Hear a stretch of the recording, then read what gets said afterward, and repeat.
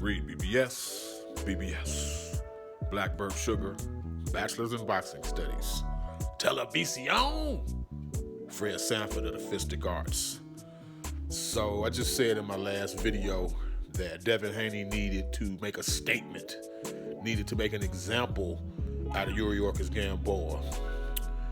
And 12 rounds, no knockdowns, and a unanimous decision later. It's like this, man. Devin Haney, to me, and I've thought this for a while now, I've thought this for a minute now, Devin Haney equals Andre Ward. No, they don't fight anything alike. That's not what I'm saying. But they're both skilled, accomplished, tactical, high ring IQ having fighters. Like, they got boxing brains. You can see what they're trying to do. They're effective at that. Very rarely do they lose rounds. But at the same time, there is little to no suspense or drama in their fights. 9 times out of 10, UD12, that's what you're gonna get. And you know that coming into the fight, which to me, it takes away the incentive to watch them. Like, that's what eventually happened with Ward. That's what's eventually going to happen with Devin Haney, I fear. They can't punch a lick. They can't punch a lick. Simple as that.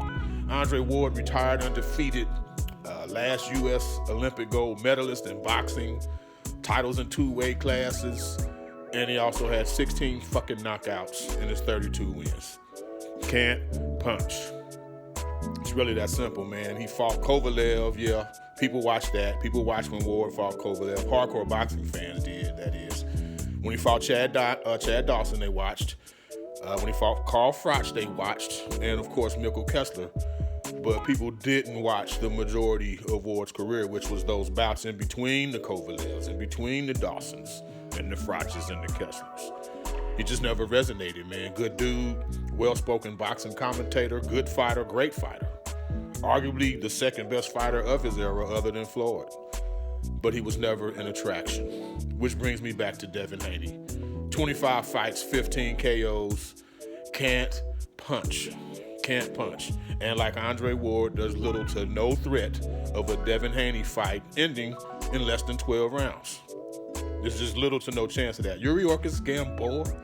Yuriorkis fucking Gamboa. Like, really, my man's been dropped no fewer, this is real, no fewer than 14 times. 14 times in his career. Of his 4 losses now, 3 of them are by stoppage. Like, those are facts. Those are facts. And even with a Bud Crawford versus Gamboa level size advantage, Devin Haney never hurt, dropped, or stopped Gamboa. Like, real talk, Gamboa's worst asset as a fighter is his chin. And Devin Haney never once compromised that. Never once, man. Even with the size advantage that I mentioned. Can't punch. No bueno, bruh. No bueno. There's no incentive for fans to really want to see his next fight. And there's no incentive for Tank Davis, for Teofimo Lopez, or Ryan Garcia to really want to fight him either. And I hate that for the brother. Maybe his grown man strength hasn't quite caught up to him yet. I don't know, because he's accurate. Power's usually about accuracy, timing, speed. Devin Haney has all that, but then there's the heavy-handed degree to that also. I think most of the true punchers have big, heavy hands to begin with for their weight class. Devin Haney does not have that. Devin Haney does not generate KOs. He can't punch, man. No way, no bruh. No way, no. REED-BBS, BBS, Blackbird Sugar, Bachelor's in Boxing Studies, Televisión, Fred Sanford of the Fistic Arts. When all is said and done, there's nothing left to say